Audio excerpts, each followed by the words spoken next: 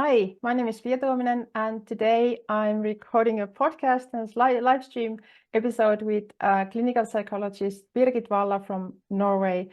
And I would like to warmly welcome you, Birgit. Thank you. It's very nice to be here.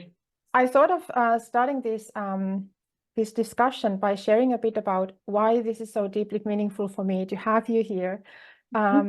As a beginning episode of something that I hope to become a series of talks with international guests to share ideas and thoughts about why we need a mental health like paradigm shift and why the current ways of doing things isn't working. And I was thinking the other day, after I had sent you the email to invite you here, that there is a point in my past. I would say it's about 10-year period from 2004 to 2014, when if I had shared what I'm doing now and the idea of what I'm doing now with the psychiatrists and other people who were supposed to be helping me at that time, I think they would have thought I'm delusional. Yes. And that I couldn't imagine a future like that for myself.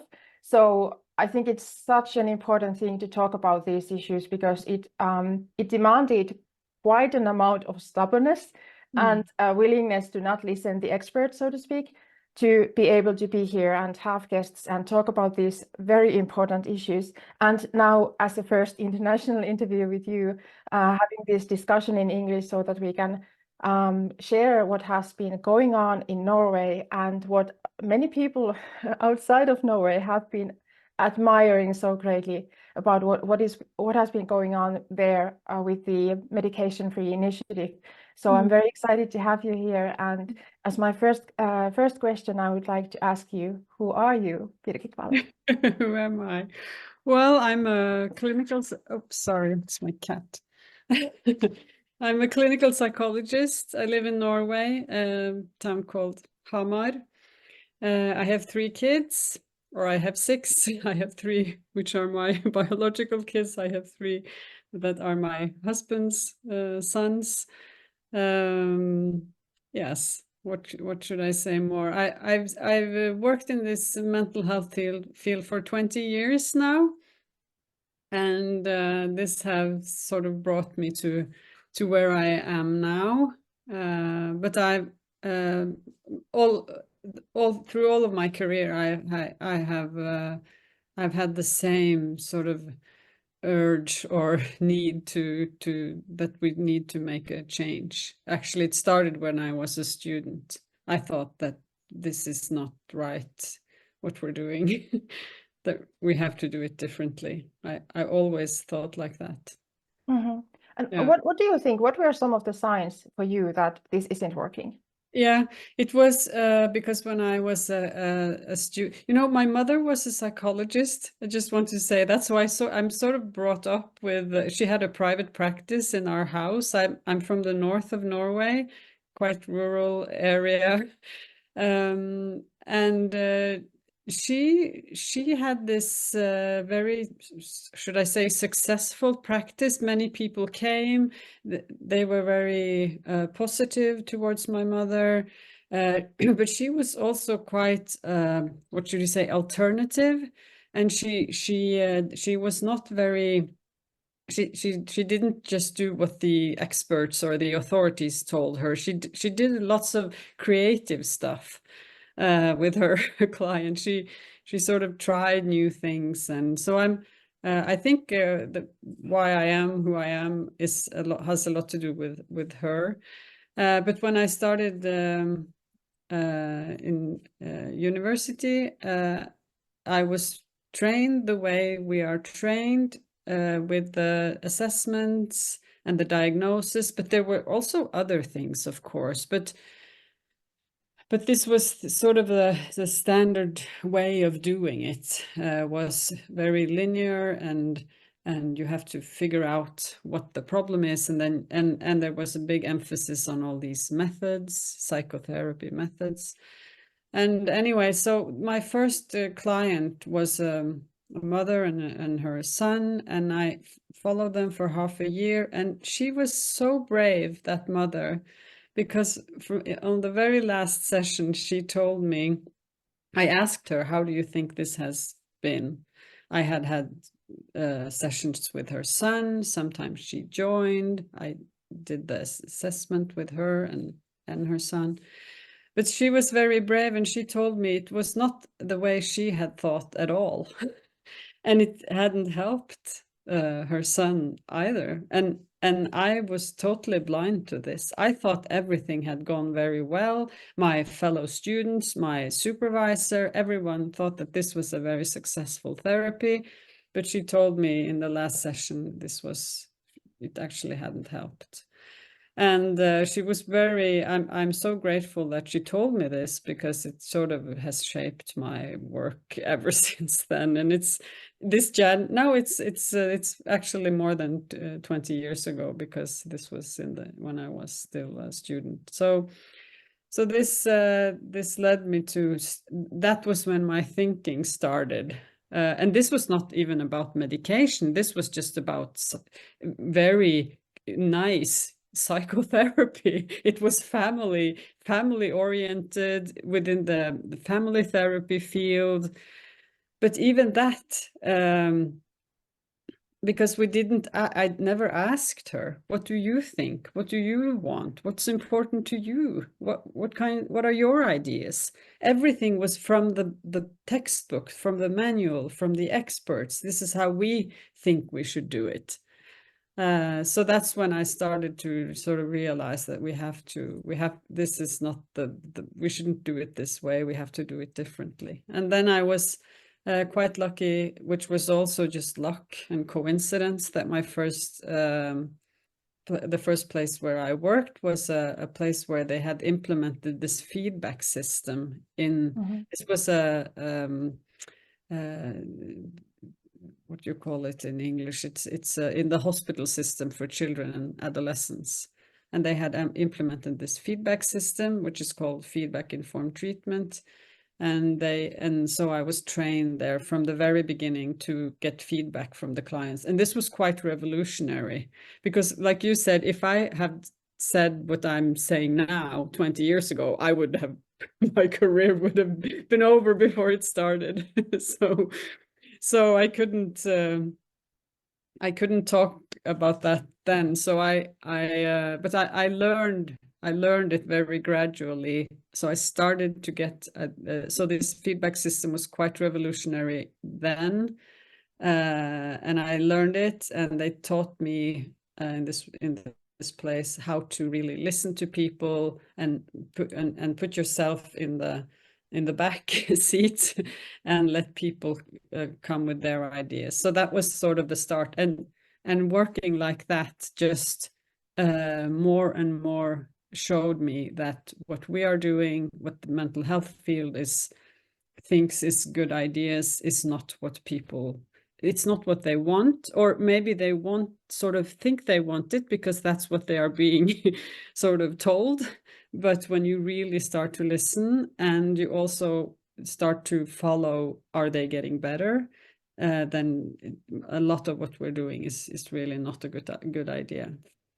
So that was the beginning for me, was sort of my mother and as a student, and then from my very first meeting clients and children, getting this feedback all the time. Yeah. You bring up a very important point that I think like many people in the what I call the psychiatric system, so to speak, the patients know that they are not being listened to.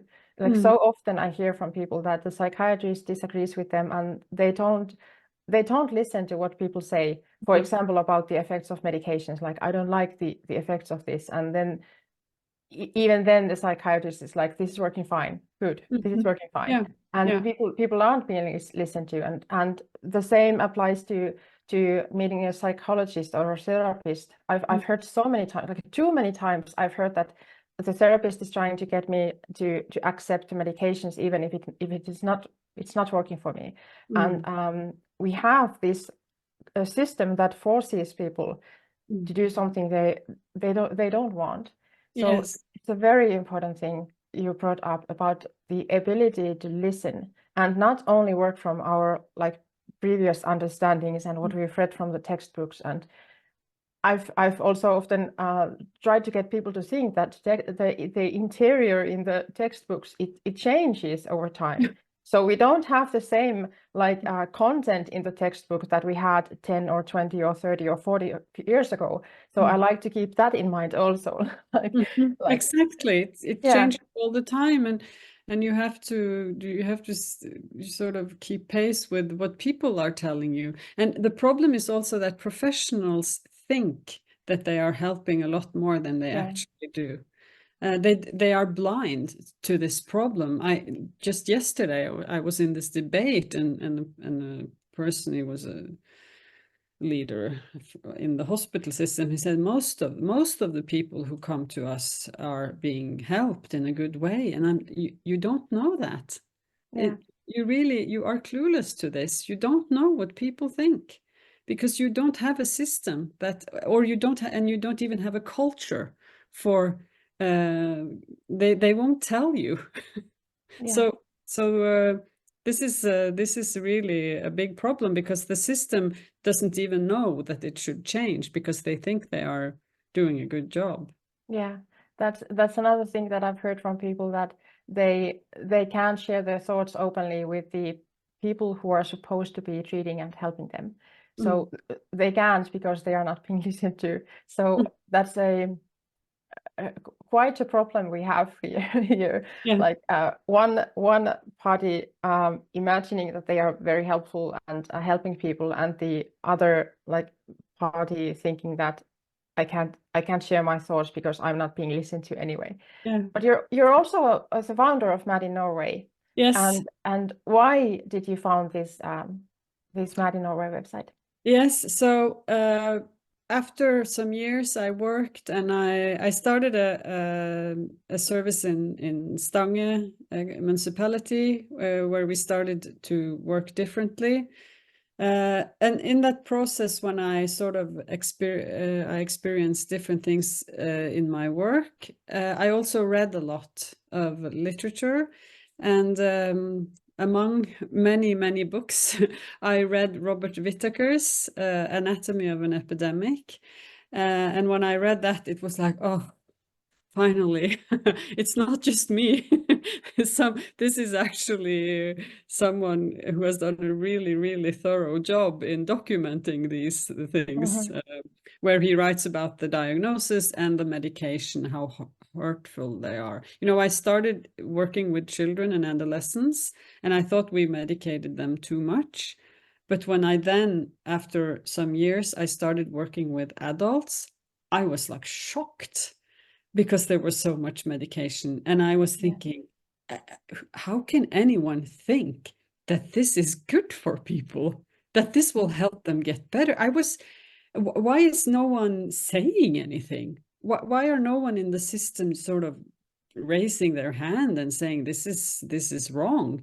But people were just, this is the way we do it. So then I found his book, and it was really important to me, that book. And Robert Whittaker had started Mad in America, and I looked a little bit on that webpage. But then I was invited to Göteborg for this meeting with the International Institute of what is it called? Psychiatric drug withdrawal. Such a long name. Well, it's a group of people, international, that wants to help people come off the drugs, basically. And there was this meeting in Göteborg, and I was invited, and there I met Robert Whittaker, and I met Lasse Mattila, who is mad in Sweden, and I met some other mad in Italy were there. And then I told Bob, shouldn't we start a Mad in Norway? And there were some other people from Norway with also in that meeting. And Robert Whittaker said, well, can't you do it, Birgit? You should do it. So I thought, oh, okay, then I'll do it. And then I just reached out to all of my friends in Norway who I know shares the same view, and the response were overwhelming, I have to say. I sent maybe because I have a big network of people all over Norway who also have these concerns and ideas of how we could do things. So I sort of got the message out. Do you want to help start Mad in Norway? And everyone was just, yes, this is great. This is what we need. You go ahead. But when it all comes down to it, not everyone wants to do the work. And actually, there is a problem with people working in the services. It's very difficult for them to participate in something like this because they get reprimanded from the services. So now we are a very, very good group of people. We are researchers, clinicians, and people with lived experience, a mix of those. So yeah, so it was, but it was very much welcomed. Not by everyone, of course, Yeah, yeah, but by the people I knew was just, yes, we have to do this. So then I did it, and of course Mad in Norway has the same sort of mission as Mad in America, that we want to we call ourselves a web magazine now. We struggled. Are we an organization? Are we a user? What are we? So now we are found that we are, because we saw that Mad in America calls themselves web sign. I think they named it. So a web magazine, sort of. So that's what we call us. So we publish news or stories from people with experience that the what should we say, mainstream media won't publish, because that's a big problem. Mainstream media, they don't write about this. It's a huge problem. And that is why I'm so excited to have like all these different sites like Mad in Finland and Mad in Norway and in pretty much all around the world. Like there are many countries where we have these sites, and that's a good development, I think. And and it also shows that this is not some group of very weird people who are thinking very differently, but there's a lot of us. But one of the problems is that everyone can share their thoughts about this like openly because of what you mentioned about like professionals in the field. It's not always easy to share their thoughts about like, we need to change this, the way we do things. No, they get told by their superiors that you can't say these things. So it's they don't dare. Sort of their job will be it will be difficult for them in their work. They do, but there are very supportive, and even though they're not putting themselves out there, it's very good to know that people support this. So so Mad in Norway is now a part of this, as you said, whole group, which we call Mad in the World. So we meet on Zoom once a month, and last year we met in Copenhagen live from all over the world for this Mad in the World meeting, which was just phenomenal. Yeah. So I think, it's the same as you said, Mad in Norway, it's a little bit difficult name. It's English and mad, and what are these weird people? They think we're some weird people that have sort of really on the outside. But now Mad in Norway is sort of getting we are being taken seriously. So, and we are sort of in a lot of arenas where this is discussed. So we're really building an audience, I think. That's good to hear. Now I'd like to move on to talk about the medication-free initiative, which is something that, as I mentioned at the beginning, a lot of people from outside of Norway have been like admiring. How can this kind of initiative appear? So I'd like to hear how it came to be and what has been done as a result of this initiative, and also what is the situation now? So this was the initiative came from the user movements. So there was, oh, I hope I have all the details correctly. Maybe I don't, but it's not yeah. It's good enough, I think. So there are several user movements in Norway. There's a big one called mental health, directly translated, which has a lot of members and a lot of support from the government, financial. But then there are these smaller user movements, like We Shall Overcome, and a few others that are more specific to both human rights, forced treatment, psychosis, and these sort of you know what they call psychosis. I don't know if that's a good word even. It's what it's called by some. So, but you know,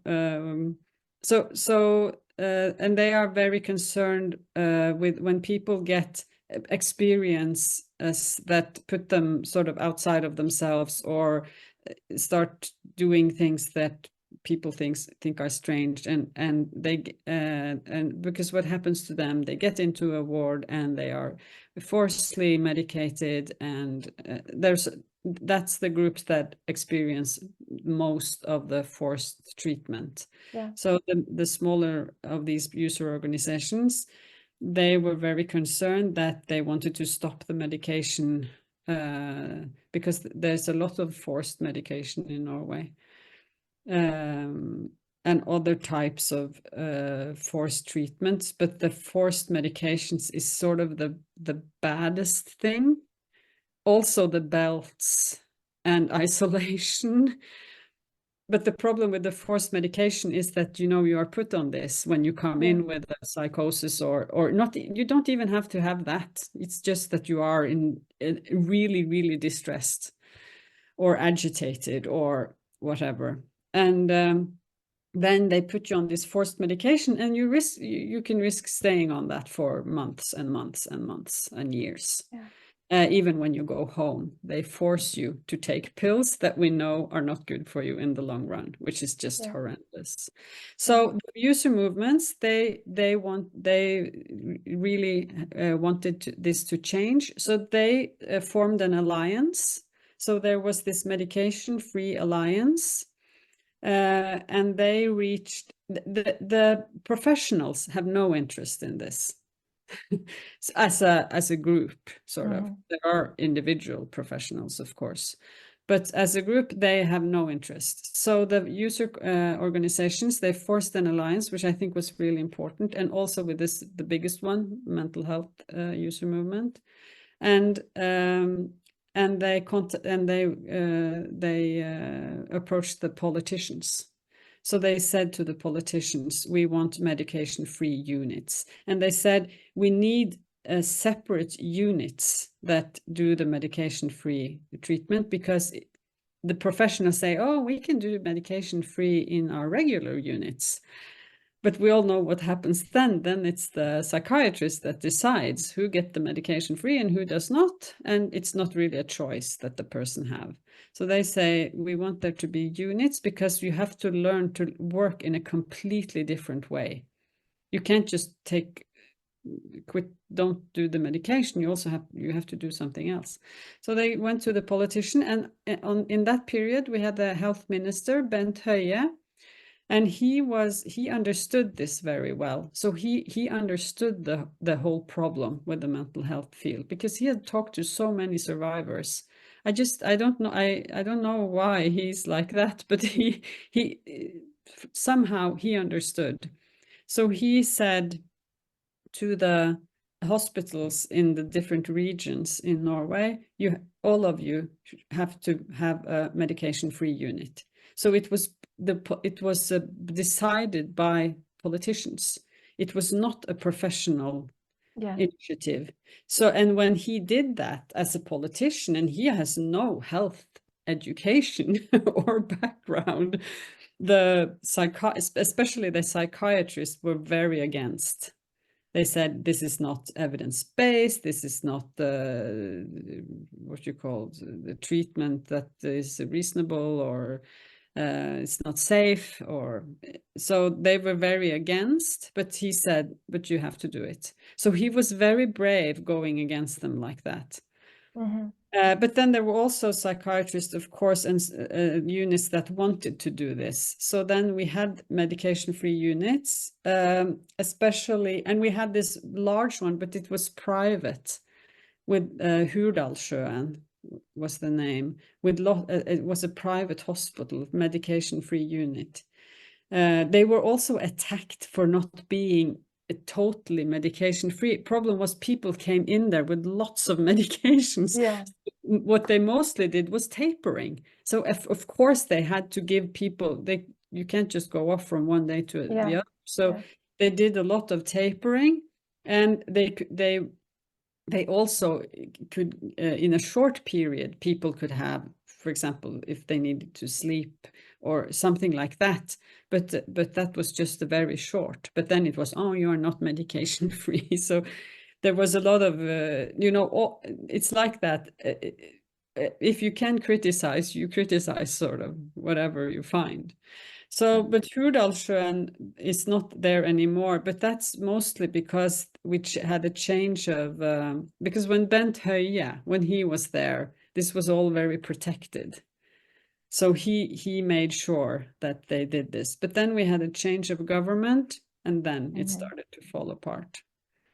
Because then the professionals got what they wanted. They started to decide, and the new government was not strong enough, or didn't understand the importance of this, or they didn't understand the whole play in the field, sort of these very polarized it's very opposite. It's the ones that want the medication and the ones that don't want them. So when there was a shift of government, there was both this, and there was also that the private hospital it was not possible for them to run anymore because they didn't want private hospitals. So sadly that is not there anymore, but the others continued, the ones in the public system, but now they are also very threatened to being shut down. So we had especially 3 that are units. It's the one in Tromsø. It was threatened to be shut down. They said because they're saving money all the time. So they say no, and then you have to be shut down. It's the medication-free units are the first ones to go, sort of. But there was massive protest, so they are saved. So Tromsø is saved. They will continue. But now it's the one here it's a little bit outside of Oslo, Nedre Romerike, it's called. And then there is this BET section, basal exposure therapy. It's not really a medication-free unit, but it works in the same way. They taper people off drugs. They are not working with diagnosis is not important for them. And they are very threatened being shut down now. But there is massive protest. So currently, the one in the north is saved. The one outside Oslo, I don't know how it's going. The BET section, which is also mentioned in a guidance document from the WHO, as a human rights-based service, is very much threatened, and we are mobilizing everyone now to save that unit. So politicians are mobilized, the user movements, the Mad in Norway, everyone now is trying to what we can do to save that unit. But that's how it's a struggle. It's a struggle, and I always said this. The mental health field will not change from within. Yeah. If the professional within the system gets to decide, it will not change. It has to be changed from the outside, from pressure, from politicians or legislators, that they can't do this anymore. So also parallel, we work with this human rights, getting the human rights into the mental health service, so that it is not, we don't want it to be legal anymore to have forced medication. I think that's the most important thing we can do is to sort of make that illegal. Yeah. So you can't do it, but at the moment they can. They do it all the time. Yeah. Yeah. A couple of ideas that came Yeah. to my mind. First of all, it's funny to think that we're like not funny, but like tragic, basically, to think that we're in 2024 and people are forcefully drugged, forcefully medicated. Yeah. And I don't think like well, at least I have some friends who don't understand, who haven't understood how bad the situation is for a psychiatric patient if they end up in a place where they are forcibly drugged. Like it's one thing to have like experienced bad things in life and to be in a like difficult situation and in some kind of a crisis, and then on top of that, you're forcefully medicated. You're not listened to. And you are put into this very small box of like, you are mentally ill, you will be so for the rest of your life. And what on earth, how can we be here in 2024? It blows my mind. Yeah. How is this possible? And yet there are many people who can't understand how like big of a problem this is. And I think one of the problems is that people aren't they don't feel safe to talk about this. So like I've heard from many people that they can't share their experiences. They don't feel safe to share their experiences. And one of the most important things I think I've done in the like in the last year or so, I started a series on my podcast, which translates into a Hope Bringer series. And I interview people who have been patients, who have moved on with their life because they don't believe in that like medical model anymore. They don't believe in that anymore. They found other ways and they've moved on with their life and they share their story. And I let them do it with anonymously, basically, if they so choose. And I think there's 7 episodes so far, and there's a feedback from people who are sharing like, I've been in a similar, like I'm in a similar situation that this person was. Maybe I can like imagine a different future for myself. It's like it gets me crying every time I hear from some people that maybe there is hope for me. Maybe this situation isn't so hopeless. But that means that we need to hear from those people. Exactly. Yeah, and another thing that came to my mind about this medication-free initiative, like I was so sad reading about the I don't know if I can pronounce it, but the private hospital, you know, the Hurdalsjön, yeah.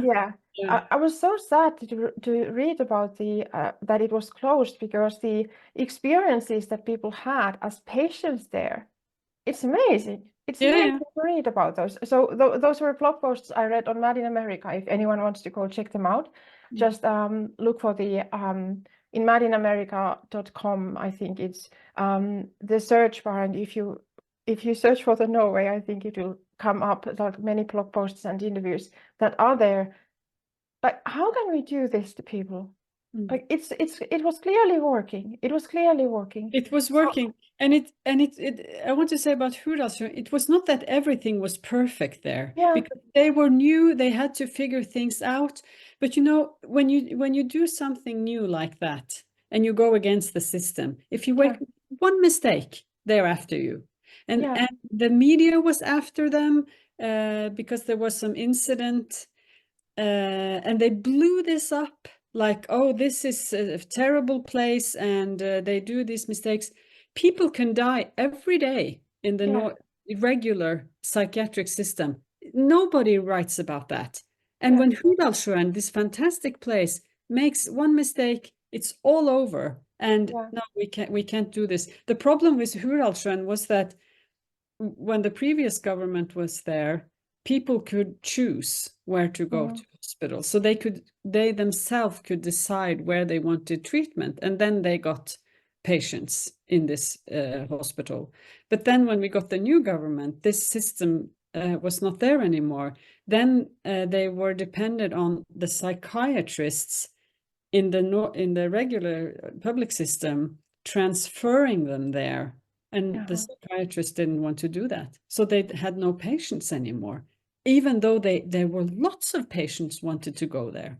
And I talked to the founder of that place, because, you know, we're thinking, should we try to start something again, or what should we do? And he said, you know, making something better than the regular psychiatric system, that's a no-brainer. He says, it's not really difficult. Yeah. It's, you know, it's so easy just to start. And I'm not saying that everything is easy and people can be, you know, really, really out of their minds, sort of, and you have to handle that. But, you know, just listening, just having a space where people feel safe, where it's nice to come, where you are being met with you know, warmth and just being listened to. Just start there, and you know, half your problems will go away in the yeah.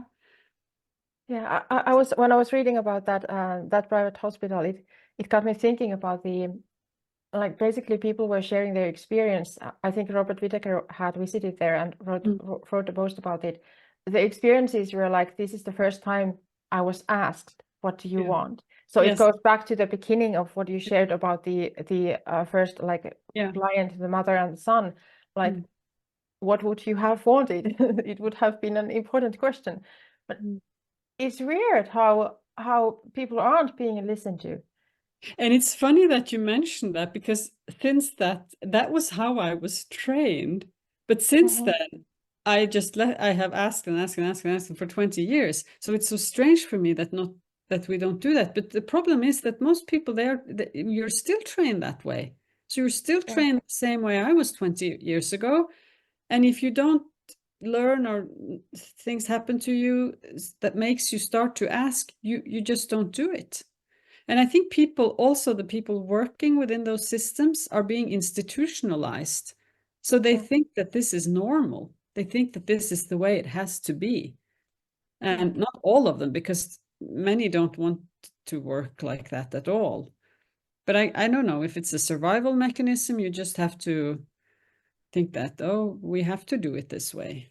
But I think one of the problems, like, I don't know if you can relate to this, but like, as a psychologist, there's also this hierarchy, like psychiatrists are at the top, and then there's psychologists, and like any other professionals in this certain kind of hierarchy.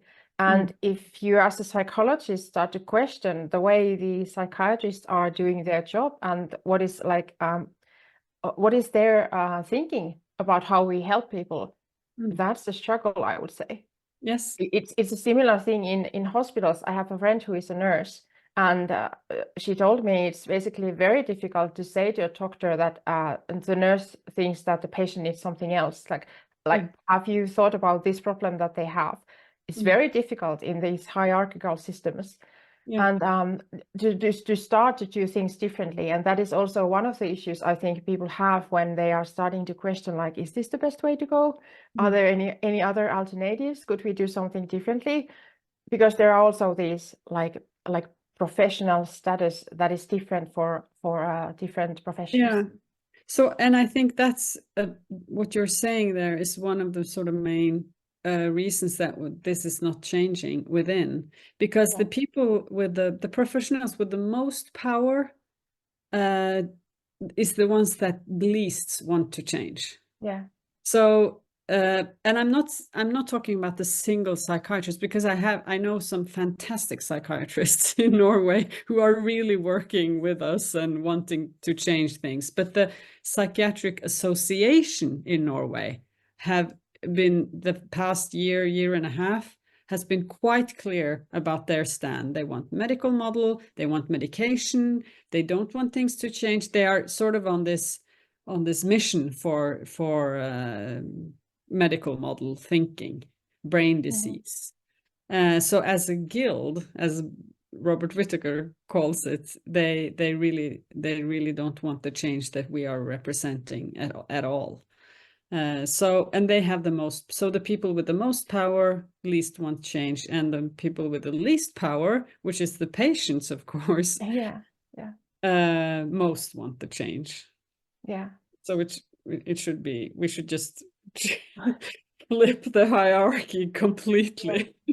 But that's one of the reasons I think it's so important to do things like this, to talk about this, and have websites like Mad in Norway and Mad in Finland and all these other places where people can find, relatives can find, like the close friends can find, the patients can find different ways of like thinking about these psychiatric illnesses, so to speak.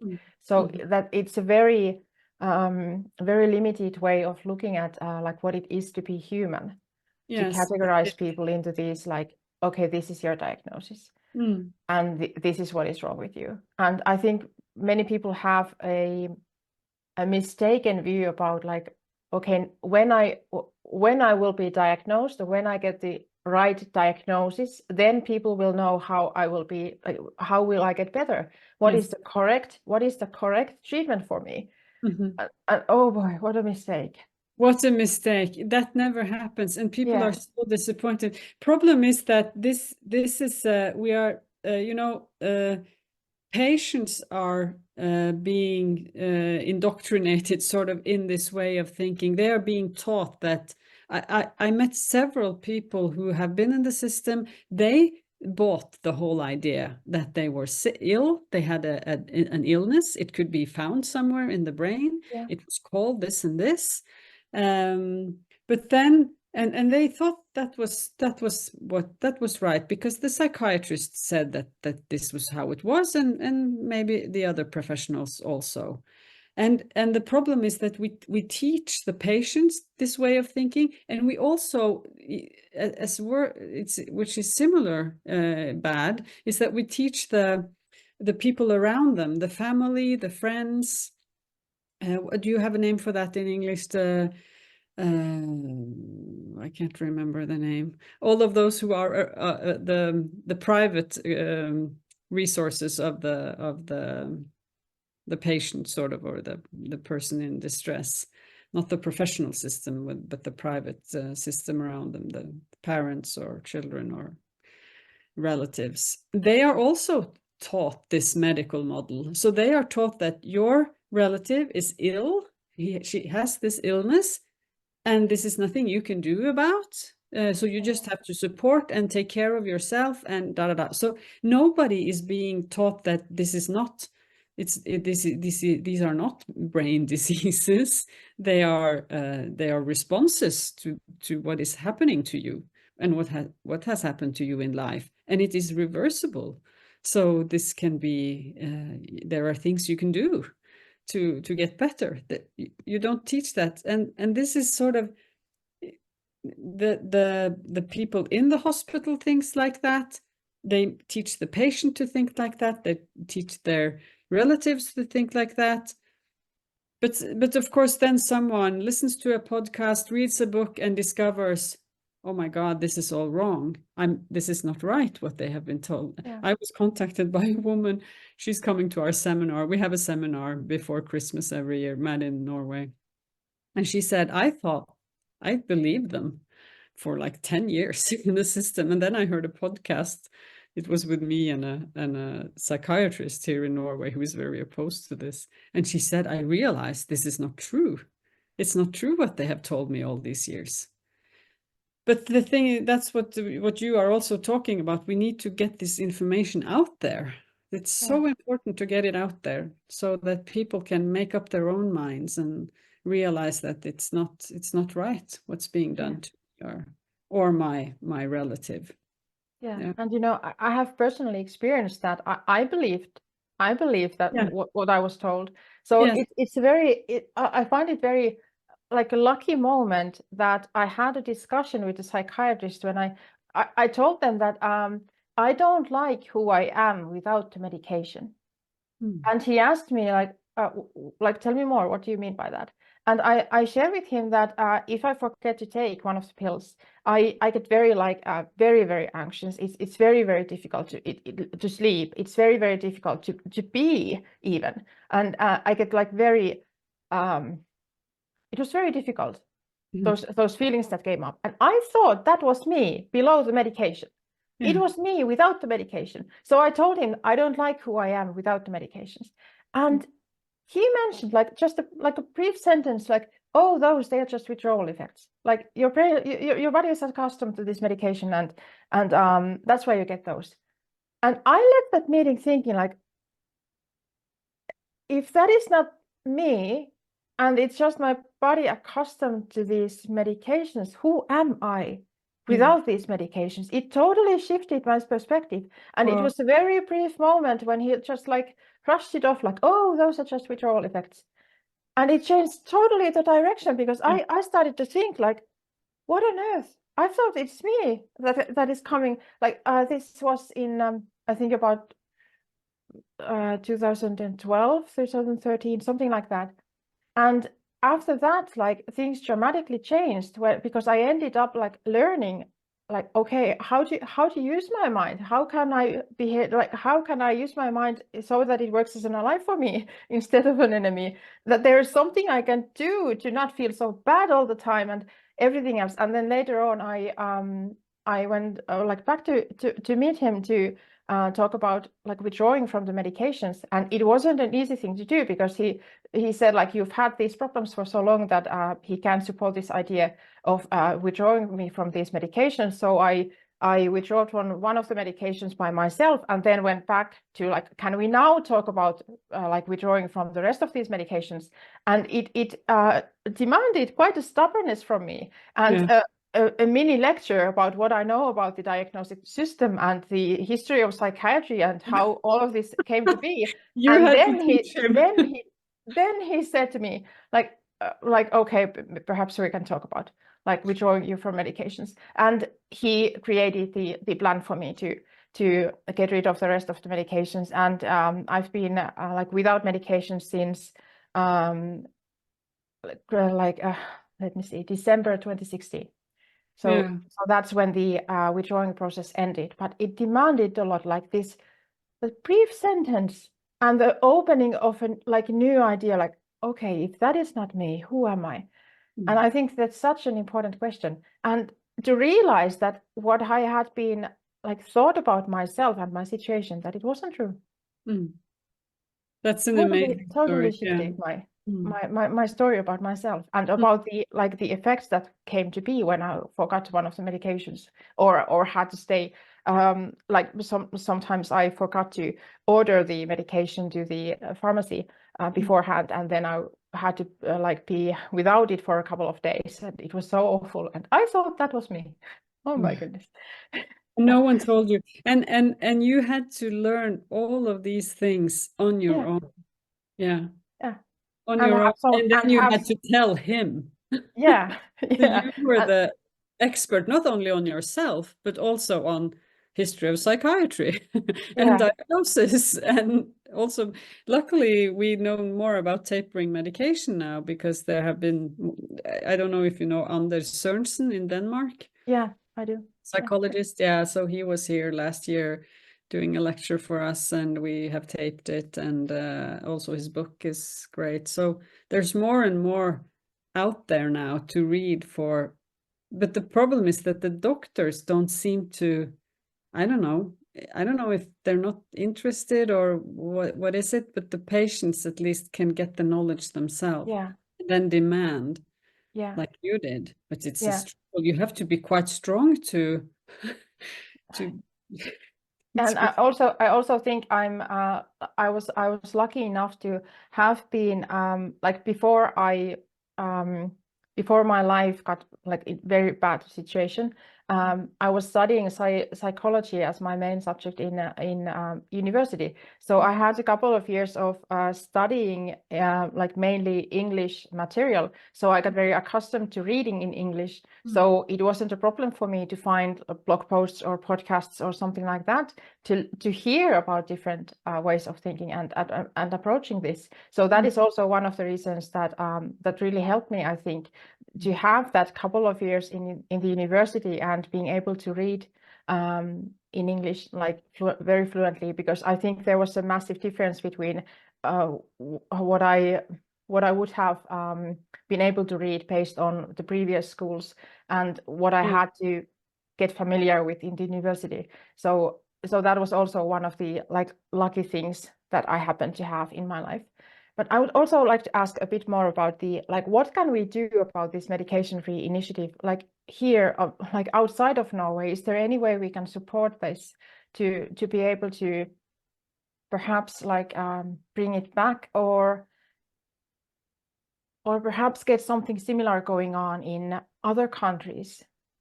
I think what's important is to write about it.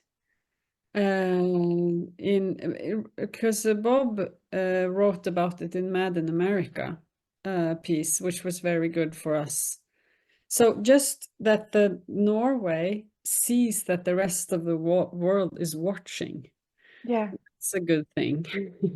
So just writing about it in the different countries or discussing it or but then it's reaching out to politicians is actually most effective. So when there was this threat that they would shut them down, going to the administration in the hospital is not really helping because they don't care or they do what they want. But when we reached out to the politicians in government and they sort of made contact, then it helps. So I think it's mostly that it is written about, spoken about publicly, so that everyone can see and we can share, and also reaching out to politicians. And I don't know how that could work, but you have to find, which is really difficult because you have to, it was just luck that we had that health minister for that period. It was all because of him. If he had been there, it would never have happened. It's about one person. So you have to find these persons, but they are out there. So now we are working very strongly against the politicians in Norway, getting them to understand that this will not happen within the professional if they decide. So the politicians have to put pressure on this. That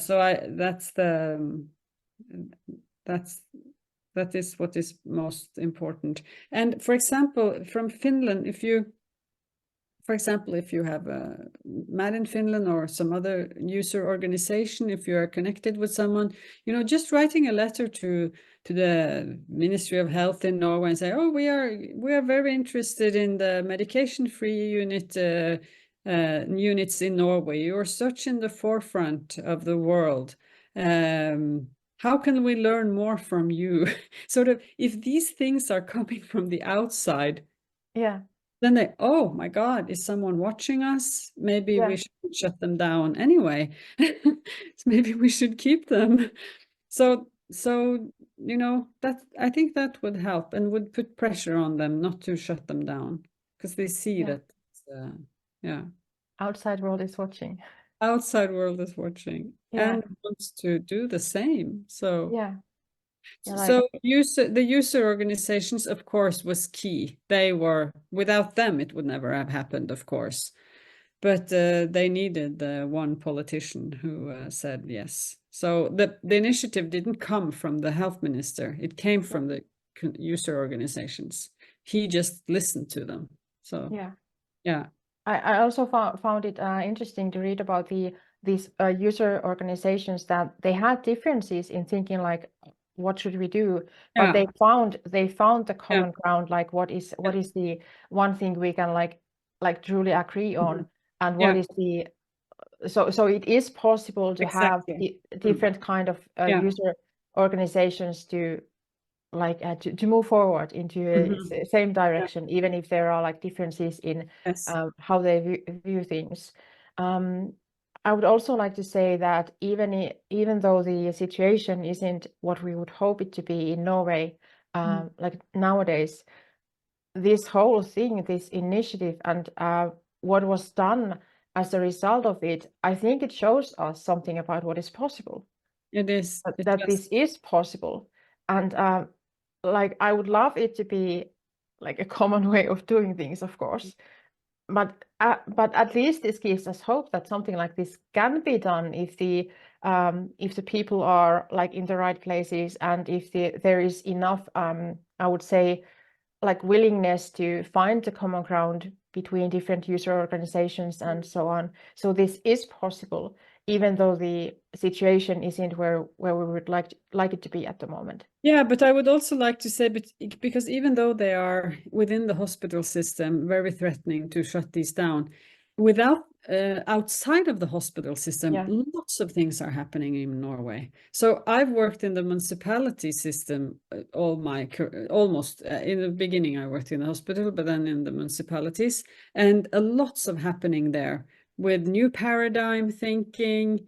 And meeting people in a different way, and there have never been so much talk in Norway about shifting the paradigm as it is now. It's all over now.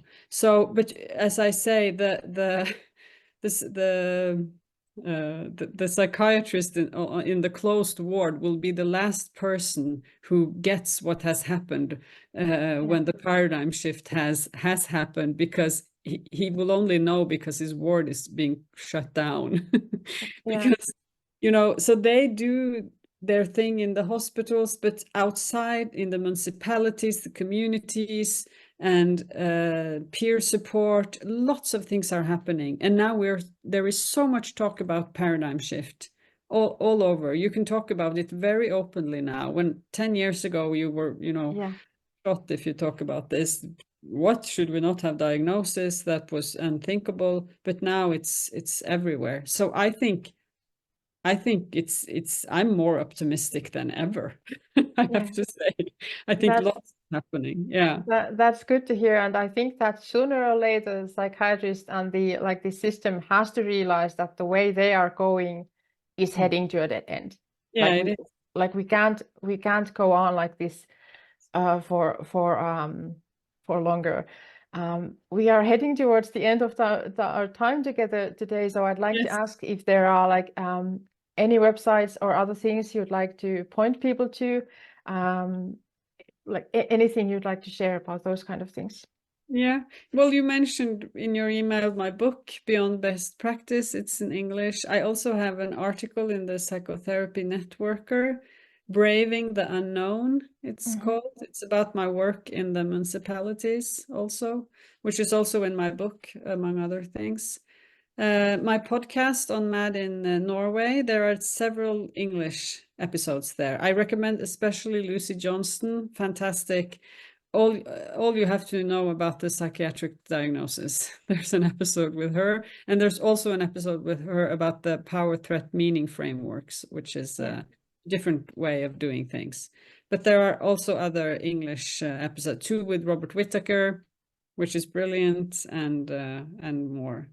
Yeah, that was what and there are, I think the UK, but it's what you said, that reading English is that I think was lucky for you, because a lot of the information is in English. Yeah. It So, is. but you can translate my book to Finnish. We'll have to talk about that within the Mad in Finland, Yeah. if we have some opportunity for that, because it seems very interesting. I haven't read it, but I looked at the description, and oh, this sounds wonderful. And I would also like to say, let me gather my thoughts, because there was something on my mind. I wanted to say to our Finnish listeners that if you know any Swedish, I think you can even understand the like you have a Norwegian introduction in your podcast episodes. So Yes. I listened to the episode you did with Robert Whittaker, and I was surprised that I could understand the Norwegian intro based on what I know about Swedish. So it might help also like people who have understanding about Swedish language to understand even the intro part that was in Norwegian. Absolutely. So, and it was a great episode. I listened to the first one you ever did on this podcast with Robert. So it was very good episode, and I'm so grateful you're doing everything you're doing, because when we were like emailing back and forth about the schedule for this for this discussion, you mentioned that you were hosting a seminar, like a 1-week seminar in Greece about Yes. this shift, Yes. paradigm shift within mental health, and I was like, yay! Like we need people like this, like all over the world. So we're doing this all now. It's all I work with is the paradigm shift. It's 24/7 for me. That is so good to hear. That is so good to hear. Thank you, Birgit, so much for spending this time with me discussing these like very important topics.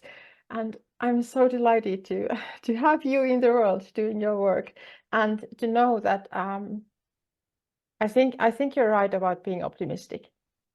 I think you're right about that. So we just need to like gather together, talk about these things, and spread the word. Absolutely. And thank you. Thank you for doing just that. Yeah. Thank you. Thank you. Now I'll say to our listeners and watchers, bye-bye, and we will see you later.